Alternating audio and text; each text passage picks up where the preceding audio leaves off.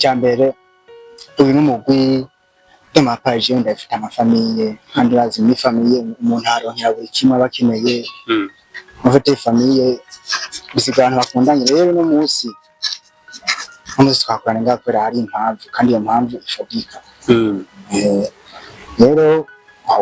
hana bari ngaha bose barakeye niba yaratagase yego kubwanjye bakari umunsi bakarorera basi umunsi basi bakora special wari ukeneye kandi wateguwe ndetse waniteguriye yego tuvuye kuri ivyo by'umunsi mukuru cyangwa n'ibirori tubonye dushaka kumenya urumwe mu bagize uyu mugwi dushaka kumenya ni kubera iki winjiye mu uyu mugwi kugira ngo ushobore kuba kumwe n'abandi. First of all gira nuko nani ndabishaka rero baze kuba ndabishatse tusanga nandi nabikeneye sinzi ko zitandukanye hagati yo gushaka no gukenera ndavyumva rero bagiye gutandukana ubaje iyo umuntu ashaka ikintu bagishaka mbwa n'isi ngombwa bagikeneye kuko ikintu ushaka biratandukana no gukenera ifa ukeneye ikintu cya kintu uba utakirose mu buzima ubuzima ntibubandanye n'ubwo bubandanya ntiryama nitiro gabe bigani ikintu ushaka gusa urakironka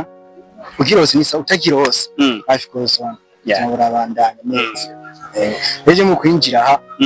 biko nasinze ndabikeneye apa ariko bishaka nasinze ndabikeneye umaze gushika mu uyu mugwi wagiye uhahura n'abantu bagiye batandukanye kandi bafise imico itandukanye bavuye mu ntara zitandukanye kandi bayaga ibiyago bitandukanye ushaka kumenya nicaye ciza wasanze mu mugwi nayivuze iyi ni famiye umva nanje nisanze mu muryango abantu bakundana ndetse bafise n'umutima mwiza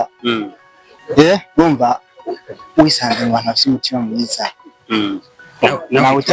utari umuntu w'ikinani nawe tugiye umutima mwiza uhita ugerageza kuba umuntu mwiza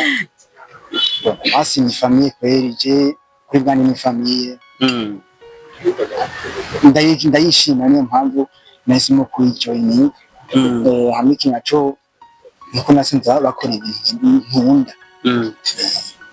mfite